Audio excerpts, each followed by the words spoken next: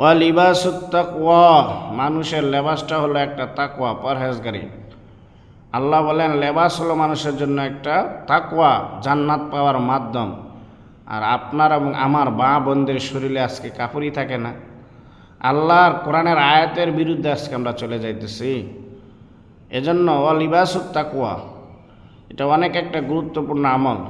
আমাদের লেবাস, আমাদের পরিচ্ছদ, এগুলি যদি আমরা সুন্দরভাবে পরিধান করি, তাহলে আল্লাহ বলছে ওয়া লিবাসুত তাকওয়া, এর মধ্যে আল্লাহ তাআলা তাকওয়া পরহেজগারি রাখছেন।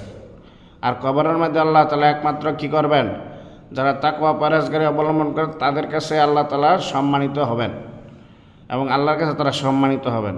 এজন্য আমাদের মা বোনেরা যারা আছেন, আমাদের যদি এরকম হয়, বেপর্দা হয়, আমরা তাদেরকে পর্দার ভিতরে রেখে এই তাকওয়ার যে আপনার এই কাপড়ের যতটুকু হক, এটা আদায় করে তাকওয়া অবলম্বন করব।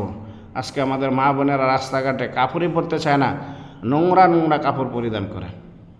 আশ্চর্যকর ব্যাপার, নোংরা নোংরা কাপড় পরিধান কেন করবেন? এটা তো আল্লাহর বিধান, আল্লাহর কাছে যাইবেন না। এজন্য সাবধান হয়ে যান। লিবাসুত তাকওয়া, এই সুন্দর পরিধান, এই সুন্দর পোশাকের মধ্যে আল্লাহ তাআলা যেহেতু তাকওয়া রাখছেন, পরহেজগার রাখছেন, অবশ্যই এর দ্বারা আমি জান্নাতে যেতে পারবো। এই জন্য আমরা সুন্দর সুন্দর পোশাক পরিধান করবো। আল্লাহ পাক আমাদেরকে আমল করার তৌফিক দান করুন।